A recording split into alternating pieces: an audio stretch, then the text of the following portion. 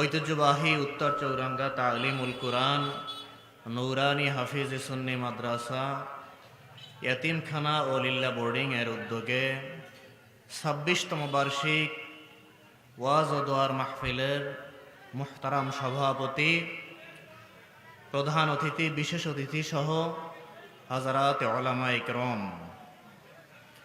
দূর ও কাছ থেকে আগত সম্মানিত মেহমান নেজম, অত্র এলাকার যুবক ভাইয়েরা, ছোট্ট সোনামণিরা, পর্দার অন্তরাল থেকে যারা আমাদের সাথে যুক্ত রয়েছেন, অতি সম্মানিত মা ও বোনেরা, সকলকে আবারও অন্তরের অন্তঃস্থল থেকে আন্তরিক মোবারকবাদ ও ইসলামিক সম্ভাষণ জ্ঞাপন করছি। আসসালামু আলাইকুম ওয়া রাহমাতুল্লাহি ওয়া বারাকাতুহু। মহান আল্লাহ তাআলার দরবারে লাখো কোটি শুকর ও সুজুদ পেশ করছি যে মহান রব্বুল আলামিন অসংখ্য মানুষের মধ্য থেকে যাচাই এবং বাছাই করে আজকের এই মুবারক বরকতপূর্ণ মাহফিলে আসার এবং বসার তৌফিকটুকুন ভিক্ষা দিয়েছেন। সে মহামনিবকে খুশি করার নিমিত্তে কায়মনোবাক্যে সমস্বরে সকলেই একবার কালিমাতু শুকুর পাঠ করে নিচ্ছি, আলহামদুলিল্লাহ। সম্মানিত উপস্থিতি, দুঃখের সাথে কিছু কথা বলতে হয় আলোচনা শুরু করার পূর্বে। সেটা হচ্ছে এই, যাহারাল ফাসাদু ফিল বাররি ওয়াল বাহরি বিমা কাসাবাত আইদিন নাস। আল্লাহ তাআলা বলছেন, জলে এবং স্থলে বিপদ আপদ বালা মুসিবত যা কিছু হয় এটা বান্দার হাতের কামাই।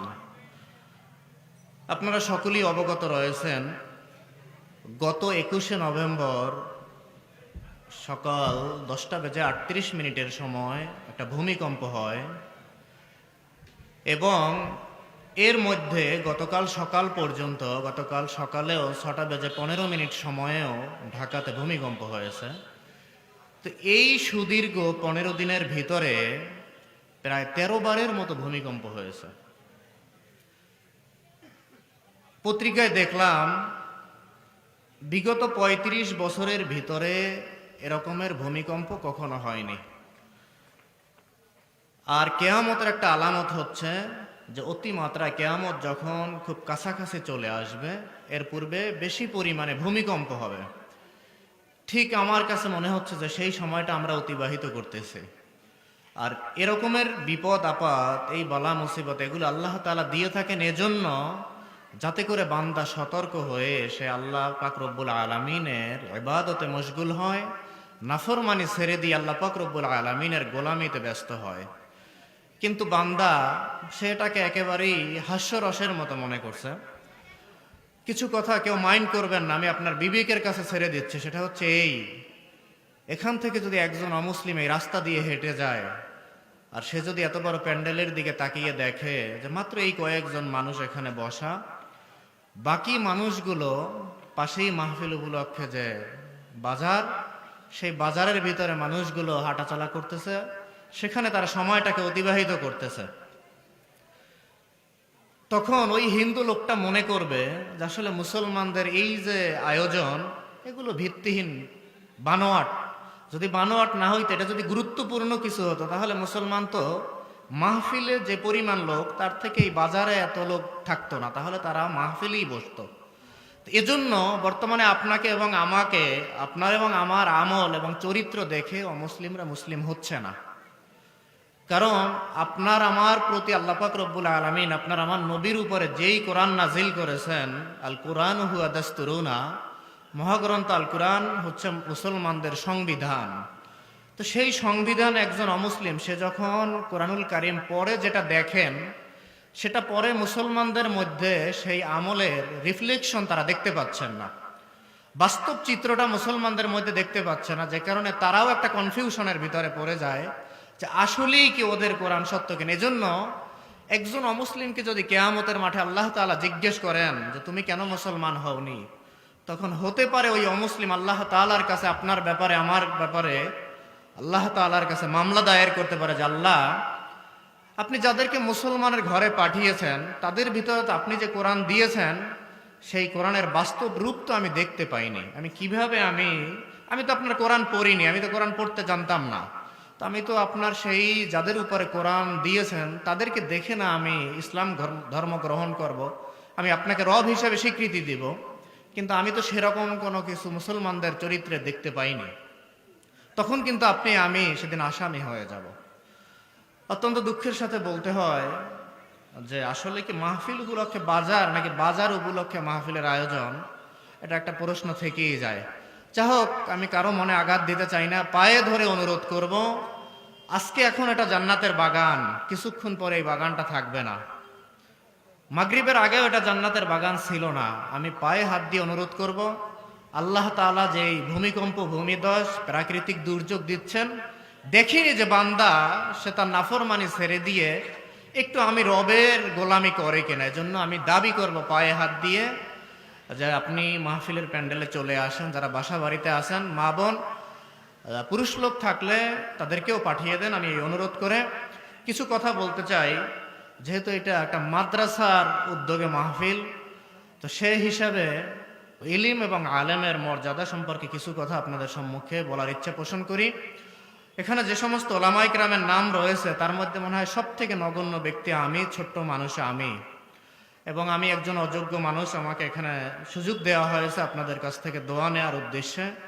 আপনারা যদি একটু আমার সাথে কথা বলেন, সাড়া দেন, তাহলে মনে করব যে আপনারা আমার কথায় সন্তুষ্ট বা শুনতে চাচ্ছেন, শুনছেন, তাহলে আমি কিছু কথা বলার প্রয়াস পাব। হাজিরিন, আল্লাহ তাআলা যুগে যুগে নবী এবং রাসূল পাঠিয়েছেন যে পথহারা মানুষগুলোকে সঠিক পথের দিশা দেওয়ার জন্য। আর আম্বিয়া আলাইহিমুস সালাতু ওয়াস সালাম তাদের ধারা যখন বন্ধ হয়ে যায়, তাদের রিপ্রেজেন্টেটিভ হিসাবে, তাদের প্রতিনিধি হিসাবে ওলামায়ে কেরাম, আলেমগণ তারা এই দায়িত্ব পালন করে থাকেন। আমি বিবেক দিয়ে একটু বিচার করি। আমার দেশে 365 দিনে 52টা শুক্রবার থাকে। তো 52টা শুক্রবারেও আমরা ইমাম সাহেবের খুতবাটা আমরা A to Z পুরো সবাই শুনি না। অনেকেই যখন ইমাম সাহেব খুতবা দিতে যখন মেম্বারে দাঁড়ান, তখন আমরা 1টার পরে, 1:15টার পরে আমরা গিয়ে যা শুধুমাত্র 2 রাকাত নামাজ পড়ে চলে আসি। অনেকে ইমাম সাহেব কি বলেন সেটা আমরা শুনিও না।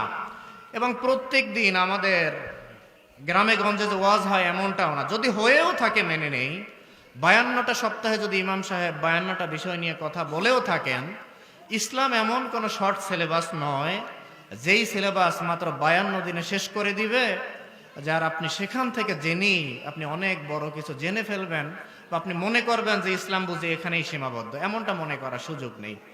এজন্য হাজিরিন, এই মাহফিলগুলো করা হয় এজন্য ওলামায়ে কেরাম তারা কোরআন হাদিস থেকে কিছু কথা বলবেন, যাতে করে আপনার ভিতরে থাকা ত্রুটিগুলো আপনি শুধরিয়ে আপনি একজন সাচ্চা মুসলমান হয়ে অল্প সময়, যেহেতু আপনার পক্ষে মাদ্রাসায় পড়তে যাওয়া সম্ভব নয়, তো এজন্য অল্প কিছু কিছু বিষয়, আমল, এমন আমল ছোটখাটো যেগুলো আপনি শুনে শুনে যাতে করে আপনি নিজেও আল্লাহ ওয়ালা হয়ে আল্লাহর জান্নাতে প্রবেশ করতে পারেন, কিংবা যাতে করে সমস্ত ওলামায়ে কেরামের আলোচনা শুনে আপনি যেমনিভাবে কোরআন হাদিস পড়তে পারেন না, মাদ্রাসায় পড়েননি, তো আপনি যাতে করে ওলামায়ে কেরামের সংস্পর্শে গিয়ে তাদের সোহবাত অর্জন করে আপনি যাতে আমূল জিন্দেগি গঠন করতে পারেন, সেজন্য এই মাহফিলগুলো হয়ে থাকে।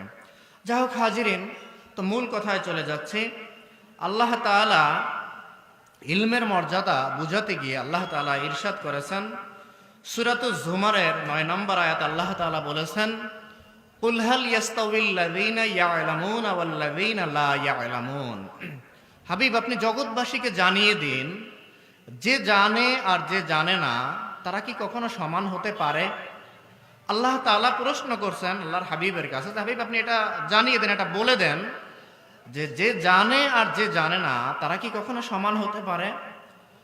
তো আল্লাহ তাআলা এই প্রশ্নটা করার মানে হচ্ছে এই যে তাগিদ বোঝানোর জন্য। যেমন আপনাদের সন্তানরা যখন আপনাদের কাছে কোনো বিষয় নিয়ে আরজি পেশ করে, আবেদন করে, ধরেন একটা সাইকেল আপনার কাছে, আপনার ছেলে বারবার চাচ্ছে যে বাবা আমাকে একটা সাইকেল দাও, সাইকেল দাও। আপনি বলেছেন আমি কি তোমাকে সাইকেল দেইনি? তার মানে আপনি এর আগেও আরো একবার সাইকেল আপনি দিয়েছেন, বা একাধিকবার আপনি তাকে সাইকেল দিয়েছেন। এখন আপনি এই প্রশ্ন করার মাধ্যমে এটা বুঝাতে চেয়েছেন যে আমি তো তোমাকে আরো কয়েকবার সাইকেল দিয়েছি, বা আমি একাধিকবার তোমাকে সাইকেল দিয়েছি, এরপরে আবার কেন চাচ্ছ?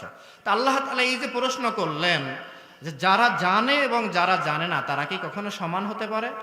এটার দ্বারা আল্লাহ এটা বুঝাতে চাচ্ছে যে আলেমদের সাথে কারো তুলনা হয় না, বরং তারা সব থেকে বেশি জানে। হাজিরিন, তো আল্লাহ তাআলা অন্য আয়াতের ভিতরে ইরশাদ করেছেন সূরাতুল বাকারা ৩৩তম পারার একেবারে প্রথম লাইনে আল্লাহ তাআলা বলেছেন, তিলকার রুসুল ফাদ্দালনা বা'দাহুম আলা বা'দ মিনহুম মান কাল্লামাল্লাহু ওয়া রাফা'a বা'দাহুম দারাজাত। আল্লাহ তাআলা বলছেন, আমি এক এক রসুলকে এক এক রসুলের উপরে আমি সম্মান বাড়িয়ে দিয়েছি, মর্যাদা বাড়িয়ে দিয়েছি। এদের মধ্যে এমন একজন রসুল আছেন যেই রসুলের সাথে আমি আল্লাহ তাআলা কথা বলেছি। তাফসীরের ভিতরে এসেছে তিনি হচ্ছেন হযরত মুসা আলাইহিস সালাতু ওয়াস সালাম, যাকে কালিমুল্লাহ বলা হয়, যে তিনি শুধু কথা বলেন, এজন্য মুসা কালিমুল্লাহ। তো আল্লাহ তাআলা তার সাথে কথা বলেছেন। আল্লাহ তাআলা সামনে বলছেন ওয়ারাফা বা'দাহুম দারাজাত, আর এদের মধ্যে এমন একজন রসুল আছেন যেই রসুলের আমি আল্লাহ তাআলা অসংখ্য অগণিত মর্যাদা আমি আল্লাহ বাড়িয়ে দিয়েছি। সুবহানাল্লাহ পড়া। তাফসীরের ভিতরে এসেছে যে তিনি আর কেউ নয়, তিনি হচ্ছেন আপনার আমার নবী মুহাম্মাদুর রাসূলুল্লাহ সাল্লাল্লাহু আলাইহি ওয়াসাল্লাম। এখানে এই যে ওয়ারাফা বা'দাহুম দারাজাত, এই যে দারাজাত শব্দটা আল্লাহ ব্যবহার করলেন যে আমি অসংখ্য অগণিত মর্যাদা বাড়িয়ে দিয়েছি, তো সেই নবীর এত মর্যাদা হলে নবীর উম্মতের দাম কত আসেন সেটা নিচ্ছে আল্লাহ তাআলা বলছেন। সূরাতুল মুজাদালার ১১ নম্বর আয়াতে আল্লাহ তাআলা বলছেন, ইয়ারফাউল্লাহুল্লাযীনা আমানু মিনকুম ওয়াল্লাযীনা উতুল ইলমা দারাজাত। আল্লাহ তাআলা বলেন, যাদেরকে আমি ঈমান দিয়েছি এবং যাদেরকে আমি ইলম দান করেছি এদেরকেও আমি অসংখ্য অগণিত মর্যাদা আমি বাড়িয়ে দিয়েছি। সুবহানাল্লাহ পড়েন। তার মানে আপনি যেখানেই যান না কেন জগতের ভিতরে যেই মানুষটা সব থেকে বেশি জানে, যিনি বেশি জ্ঞানী, আল্লাহ তাআলা তাকে সম্মান দিয়েছেন। এই জন্য যদি জ্ঞানী হয় বান্দা তাহলে কি হয়, আর যেই মানুষটাকে আল্লাহ জ্ঞান দান করেছেন উনি কি করবে? ইন্নামা ইয়াখশাল্লাহা মিন ইবাদিহিল উলামা। আল্লাহ তাআলা সূরা ফাতিরের ২৮ নম্বর আয়াতে বলেছেন যে নিশ্চয়ই জ্ঞানী যারা, আলেম যারা, তারাই কেবলমাত্র আমি আল্লাহকে বেশি ভয় পায়। তার মানে একজন মানুষ সে যদি আল্লাহকে চিনতে হয়, আল্লাহকে যদি ভয় পেতে হয়, রব সম্পর্কে জানতে হয়, তার পূর্ব শর্ত হচ্ছে তার ভিতরে ইলম থাকতে হবে, তাকে জ্ঞানী হতে হবে। আর জ্ঞানীটা হয় কোন জায়গা থেকে? আল্লাহ তাআলা সর্বপ্রথম কোরআনুল কারিমে যেই আয়াতে কারিমা নাজিল করেছেন, ইকরা বিসমি রাব্বিকাল্লাযী খলাক, আল্লাহ তাআলা বলছেন যে পড়ো। এটা আল্লাহ সবাইকে বলে দিয়েছেন যে পড়ো। পড়াটাকে, এই জন্য জ্ঞান অর্জন করাটাকে ফরজ করে দেওয়া হয়েছে। যেমনটা আল্লাহর হাবিব সাল্লাল্লাহু আলাইহি ওয়াসাল্লামের হাদিস পাকের ভিতরে এসেছে, আচ্ছা তলাবুল ইলমি ফারিদাতুন আলা কুল্লি মুসলিমিন ওয়া মুসলিমা, সকল মুসলমান নর নারী প্রত্যেকের উপরে আল্লাহ তাআলা ইলমে দ্বীন অর্জন করা, দ্বীনি জ্ঞান শিক্ষা করা ফরজ করে দিয়েছেন। এজন্য প্রতি ৪৮ মাইলের ভিতরে একজন হাক্কানি রব্বানি বিজ্ঞ জানাশোনা আলেম থাকা, এটা হচ্ছে ফরজে কিফায়া। যদি এরকম যদি আলেম না থাকে তাহলে ওই অঞ্চলের সকল মানুষগুলো গুনাহগার হবে। আসুন সম্মানিত হাজিরিন, অন্যত্র বুখারী শরীফের ভিতরে হাদিস এসেছে, আল্লাহর হাবিব সাল্লাল্লাহু আলাইহি ওয়াসাল্লাম বলেছেন, মান ইউরিদিল্লাহু বিহি খায়রান ইউফাক্কিহু ফিদ্দীন। আল্লাহ তাআলা যার মঙ্গল চান, আল্লাহ তাআলা যার ভালাই চান, আল্লাহ তাকে দ্বীনের সঠিক বুঝ দান করেন। তো তাহলে এতটুকু থেকে আমরা বুঝতে পারি এটা যে দ্বীন টিকে না একজন আলেম ছাড়া। আলেম ছাড়া দ্বীন টিকানো যায় না। আমরা দুনিয়াবী শিক্ষাকে সব থেকে বেশি প্রাধান্য দিয়ে থাকি। আমরা মনে করি, আমাদের একটা এরকমেরই টেন্ডেন্সি হয়েছে যে যদি মাদ্রাসায় পড়ে ওই লোকটা শুধুমাত্র মাদ্রাসায় চাকুরি আর ইমামতি ছাড়া এর আর কোনো গতি নাই। অথচ আল্লাহ তাআলা যে সার্টিফিকেটগুলো দিয়েছে আলেমদের ব্যাপারে, জ্ঞানীদের ব্যাপারে, তলিবুল ইলমদের ব্যাপারে, আপনি তো শুনলে অবাক হয়ে যাবেন। আল্লাহর হাবিব বলছেন, উলামাউ উম্মতি কা আমবিয়াই বানি ইসরাঈল, আমার উম্মতের মধ্যে যারা আলেম তাদের মর্যাদা হচ্ছে এক একজন বনি ইসরাইলের নবীর সমান। সুবহানাল্লাহ পড়ান। আপনার কাছে আমার কাছে একজন তলিবুল ইলম, একজন মাদ্রাসার শিক্ষার্থী ফাত্রা মনে হতে পারে, আপনি তাকে একেবারে কিছুই মনে করেন না। কিন্তু এটা কেন? বর্তমান যুগটা হচ্ছে এমন, সমাজটা এমন হয়ে গেছে, কেউ যদি কাউকে সালাম দেয় সম্মান দেখানোর জন্য, যাকে সালাম দেওয়া হয়েছে ওই মানুষটা মনে করে দেখেছো আমাকে ভয় পায় জন্য সালাম দেয় দেখলে। তার মানে যেই লোকটার ভিতরে ইলম থাকে, যেই নদীর গভীরতা বেশি ওই নদীর বয়ে চলার শব্দটা কম হয়। যখন একজন মানুষের জ্ঞানের পরিপক্কতা চলে আসে, ওই মানুষটা তখন কথা কম বলে, সে বিনয়ী হয়ে যায়, সে তার মাথাটা ঝুঁকে যায়। যেই গাছে ফল বেশি হয় ওই গাছটা অটোমেটিকলি মাটির দিকে ঝুঁকে থাকে, আর যেই গাছে ফল নাই ওই গাছের ডালগুলো দাঁড়িয়ে থাকে, সোজা হয়ে থাকে উপরের দিকে। তো এই জন্য একজন মানুষ যখন, যার জ্ঞানের পরিপক্কতা চলে আসে, যে বেশি জানে, ওনার ভিতরে বিনয় চলে আসে। উনি, আপনি একটা কথা বললেই উনি হাতা ঘুচাবে না, উনি গায়ের জামা ঘুচাবে না, উনি হাত মুষ্টি করবে না, উনি আপনি যদি কিছু বলেনও উনি আস্তে করে চলে যাবে। যেমনটা আল্লাহ তাআলা বলছেন যে ওয়াইযা খাতাবাহুমুল জাহিলুনা ক্বালু সালামা, যখন মূর্খরা তর্ক করে, মুমিন বান্দার তার অবস্থান হচ্ছে এমন, যখন মূর্খরা তার সাথে তর্ক করতে আসে তখন সে বলে ভাই আসসালামু আলাইকুম, তুমি তোমার পথে থাকো, আমি আমার পথে, তোমার সাথে ঝগড়া নাই। অর্থাৎ সে কোনো মূর্খ মানুষের সাথে ঝগড়া করেন না। এই জন্য ওই যে আল্লাহ বলছেন যে জানে আর যে জানে না সে সমান না। তো এখন যে ব্যক্তি মনে করে যে যে মাদ্রাসায় পড়ে তার তো গতি ইমামতি আর যে মাদ্রাসার চাকুরি, বা সে কি আছে, সে তো খুব লক্ষ লক্ষ টাকা কামাতে পারবে না, বা সে তার কিছু নেই, মানুষগুলো মনে করে মাদ্রাসায় পড়া মানে ওই লোকটা অসহায়। কিন্তু আসলে সম্পূর্ণ ধারণাটা ভুল। সামনে হাদিস আসতেছে, শুনলে বুঝবেন। এই জন্য যেই মানুষগুলো নিয়ত যে রকমের, ঠিক সে পায়ও সে রকমের। আপনি দেখবেন যে আমাদের সমাজে যেই মানুষগুলো অর্থশালী মানুষ, এই মানুষগুলো তাদের সন্তানগুলোকে মাদ্রাসায় পড়াতে চান না। মনে করেন যে মাদ্রাসায় পড়াবো কেন, যে ডাক্তার হবে, ইঞ্জিনিয়ার হবে, আরো অনেক বড় উচ্চশিক্ষা অর্জন করবে। কিন্তু আপনি বাস্তবতায় আসেন, বাংলাদেশের সব থেকে উচ্চশিক্ষা হচ্ছে বিসিএস ক্যাডার। কিন্তু একজন বিসিএস ক্যাডারকে আপনি যদি ধরেন যে ভাই বিগত সময় যেই বইগুলো পড়ে তুমি এই বিসিএস ক্যাডার হয়েছ, আমি একটু তোমাকে ওই বইগুলো থেকে জিজ্ঞাসা করি, তুমি একটু বলো তো মুখ পৃষ্ঠার অমুক লাইন থেকে, হা করে তাকিয়ে থাকবে। এমন কোন মেধাবীকে আপনি পাবেন যেই মেধাবী মানুষটা পরীক্ষার খাতায় লিখেছে বই যেমনে হুবহু মুখস্থ করেছে, যতটুকু হুবহু সে ওইভাবেই মুখস্থ লিখেছে, এমনটা খুব পাওয়া যায় না। কিন্তু আপনি দেখেন এই যে মাদ্রাসার ছাত্রগুলো, ছোট ছোট বাচ্চা, কি খেয়ে পড়াশোনা করে। আপনার সন্তানকে তো আপনি কত আদর স্নেহ ভালোবাসা, কত নানান আইটেমের খাবার খাওয়িয়ে আপনি তার স্বাস্থ্য সচেতনতার প্রতি লক্ষ্য রাখতেছেন। আপনার ছেলের জন্য সন্ধ্যা হয় রাত 10টায়, আর এই ছেলেগুলো আপনার সেই, আর আপনার সকাল হয় গিয়ে আপনাদের 8টা-9টায়। কিন্তু এই ছেলেগুলো তাহাজ্জুদের সময় উঠে আল্লাহ পাক রব্বুল আলামিনের মহাগ্রন্থ আল কোরআনুল কারীম নিয়ে বসে যায়।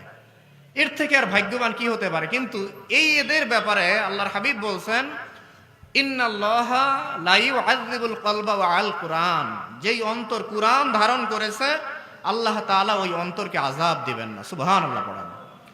অথচ এই ছেলেগুলো মহাগ্রন্থ আল কুরআনুল কারীমের ৬,২৩৬ খানা আয়াতে কারিমা মুখস্থ করে, এত দ্রুত পরে খতমে তারাবির ভিতরে একটা হারাকাত সাকানাত, একটা জের জবর নুক্তা পর্যন্ত তারা মিস্টেক করেন না, কত দ্রুত পড়ে যায়। এর ভিতরে যদি এক আয়াতের সাথে আর এক আয়াতের অনেক জায়গায় মিল থাকে, এগুলো যদি একটু মিলে যায়, আমরা অনেক সময় সমালোচনা করি, না এর মেধা নাই, তেমন ইয়াদ নাই, এভাবে আমরা বলে থাকি। ভাই আপনি একটু বিবেক খাটান না, আপনি তো 10টা সূরা শুদ্ধভাবে পড়তে পারেন না, 10টা সূরা মুখস্থ নাই। অনেকের কাছে এমন হয় যে কোরআন শরীফের সব থেকে ছোট্ট সূরা হচ্ছে 3টা, সূরাতুল আসর, সূরাতুল কাউসার, সূরাতুল ইখলাস। অনেকের এই 3টে সূরাও মুখস্থ নাই। আমি আপনাকে অপমান করছি না, মনে কষ্ট দিচ্ছি না, বরং আপনার বিবেককে আমি জাগ্রত করতে চাচ্ছি। যার সন্তানটা এখানে পড়ছে ওই মানুষটা ভাগ্যবান। হাদিসের ভিতরে এসেছে আল্লাহর হাবিব সাল্লাল্লাহু আলাইহি ওয়াসাল্লাম বলেছেন, কুরআনুল কারীমের হাফেজ যিনি হবেন, যাদের উপরে জাহান্নামের আগুন ওয়াজিব হয়েছে এমন 10 জনকে কুরআনুল কারীমের হাফেজ সাহেব তিনি সুপারিশ করে জান্নাতে নিয়ে যাবেন। আপনি হয়তো তাদেরকে কিছু মনেই করতেছেন না, একটা আপনি কি এরকম দেখাতে পারবেন যে দুনিয়াবী শিক্ষায় যেই মানুষটা অনেক শিক্ষিত, অনেক টাকার মালিক, তার ব্যাপারে আল্লাহ বা তার রসুল এরকম কোন সার্টিফিকেট দিয়েছে? তো এই জন্য আপনি আলেম হতে পারেন নাই, ব্যর্থতা। আল্লাহর কাছে আপনি ফরিয়াদ করেন যে আল্লাহ আমি আলেম হতে পারি নাই, তাদেরকে মহব্বত করার তৌফিক দাও, তাদেরকে ইজ্জত করার তৌফিক দাও। এজন্য আমরা কি করি, যখন একটু আলেমদের মিস্টেক হয় তখন আমরা যেটা করি, তাদের সাথে দুর্ব্যবহার করি। মনে করে একজন আলেমের একটা সামান্য দোষ ত্রুটি পেয়েছে, মনে করে একেবারে শেষ, জাহান্নামে চলে গেছে, আর ভিতরে আর কিছু নাই। না, হাদিসের ভিতরে আসছে মাউতুল আলিমি মাউতুল আলাম, একজন আলেমের যদি মৃত্যু হয় একটা জগতের মৃত্যু হয়ে যায়। আর একজন আলেমকে যদি বিভ্রান্ত করা যায়, একটা জগৎকে বিভ্রান্ত করা যায়। এজন্য শয়তান, আপনারা জানেন এই হাদিস আমি বলতে যাব না, যে 3টে চাবির একটা ঘটনা আপনারা জানেন, যে শয়তান একদিন যাচ্ছিল, ওমর রাদিয়াল্লাহু জিজ্ঞেস করেছেন যে ইবলিস তোমার কাছে 3টে চাবি কেন? একটা খুব বেশি পরিষ্কার, আর একটা স্বাভাবিক, আর একটা খুব জং ধরার। কারণটা কি আপনারা জানেন এই ঘটনা?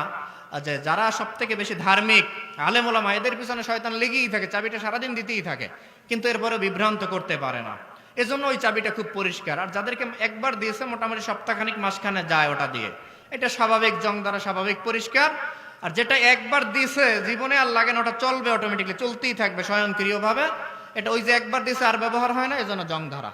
তো যাই হোক হাজিরিন, মূল যে বিষয়টা বলতে চাচ্ছিলাম সেটা বলি, যে এই জন্য যে একজন আলেমকে যদি আপনি দেখেন যে ত্রুটি, আপনি তাকে শালীন ভাষায়, মাধুর্যপূর্ণ ভাষায় তাকে আপনি বলবেন যে ভাইজান বা ছোট ভাই বা হুজুর, আপনার ভিতরে এই ত্রুটিটা আমার কাছে একটু ত্রুটি মনে হয়েছে, এটা কি আসলে কি ত্রুটি কিনা, আমি তো আসলে আলেম না, বা এটা আসলে সংশোধন হওয়া কি প্রয়োজন কিনা, আপনি একটু ভেবে দেখবেন। আপনি এভাবে তাকে দিনের খাতিরে আপনি এভাবে বলতে পারেন। কিন্তু আমরা মাঝে মাঝে কোনো আলেম যদি কোনো ত্রুটি করে, আমরা যারা বিশেষ করে ইমামতির জগতে যে সমস্ত ওলামায়ে কেরাম আছেন, সামান্য কিছু যদি ত্রুটি পায়, ইমাম সাহেবের চাকরি নট করে দেয়। আজান একামতের মাঝখানে ইমাম সাহেবের চাকরি চলে যায়। অথচ যারা চাকরি নট করে একজনে কিন্তু আলেম না। এজন্য আলেমের মর্যাদা একজন আলেম বুঝে, এটা গয়রে আলেম, যে আলেম যিনি না তিনি বুঝেন না। তো এই জন্য আপনি একটু বিবেক দিয়ে খাটান, তো বিবেকটাকে একটুখানি আপনি জিজ্ঞেস করেন, যেই আলেমের সামান্য একটু ত্রুটির কারণে মসজিদের পবিত্র জায়গা থেকে আপনি তাকে বের করে দিচ্ছেন, নট করে দিচ্ছেন চাকরি, আপনার হাজারো লক্ষ অপরাধের কারণে আল্লাহর জান্নাতে কি আপনি ঢুকতে পারবেন? আপনি যদি এত কঠোর হন, তো আল্লাহ তাআলা তো সে তো আরো বেশি কঠোর, তিনি তো আপনাকে মোটেও ছাড় দিবেন না, আপনি যদি এতটুকু ত্রুটি যদি আপনি বরদাস্ত না করতে পারেন। এর মানে এটা বলছি না যে একজন আলেম অপরাধ করেই যাবে আর আপনি সেই অপরাধটাকে প্রশ্রয় দিবেন, এটা বলছি না।